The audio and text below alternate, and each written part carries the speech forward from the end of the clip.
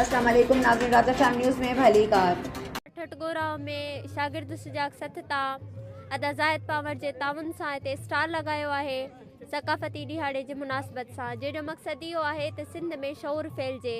अवां हींअर ॾिसो था त सिंध में जेका मज़हबी इंतिहा पसंदी ऐं ॿिया कुझु अहिड़ा हथ ठोकिया शयूं फैलायूं वयूं आहिनि जेके सिंध जे कल्चर में आहिनि ई कोन। उन्हनि सभिनी शयुनि खे रद्द करण जे लाइ असां किताबनि खे फ़रोग़ ॾिनो आहे त असां सम्झूं था त किताब जेके आहिनि दुनिया जी हर गंदगीअ खे साफ़ करे सघनि था। नौशरफ फौज मां आयल आहे, सभ खां पहिरीं त मां हुनजो शुक्रिया अदा कंदुसि जेके शागिर्द तरफ़ां असांजे नंढड़े ॻोठ नंढड़े सिटीअ में जेको आहे सो किताबी मेलो खणी आया ऐं असांजे ॻोठ जे अवाम खे ऐं ईदगिरी अवाम खे हिकु शऊर पैदा कयो। ऐं जेको अॼोको प्रोग्राम जो जेको ही पूरो इंतज़ाम कयो आहे उहो आहे नौजवान इतिहाद ऐं यूसी ठटगोरा यूनिट तरफ़ां जिसके तरफ़ां उन्हनि जी वॾी महिरबानी जीअं असांजो साथ ॾिनो आहे।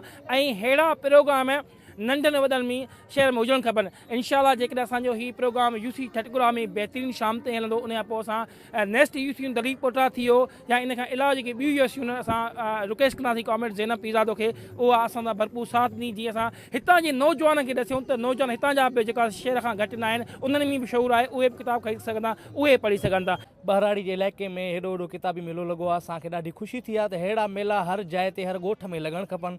ऐं असां जस था पेश कयूं भाउ ज़ाहिद पमन खे जे हेॾो वॾो इंतज़ाम कयो आहे ऐं महिमान नवाज़ तक़रीबन हिते बहितरीन में बहितरीन महिमान नवाज़ बि आहे। ऐं असांखे ख़ुशी आहे अहिड़ा किताबी मेला जेके आहिनि हर जाइ ते लॻणु खपनि, छो जो असांजो ॿाहिराड़ी निज़ाम आहे उन में असांखे तालीम खां मरहूम रखियो थो वञे। ऐं हींअर जेको हली रहियो आहे त दरिया खां 6 केनाल कढिया विया आहिनि, असां इन जी बि मज़बत था कयूं त हीअ जेके 6 केनाल आहिनि गैर क़ानूनी ऐं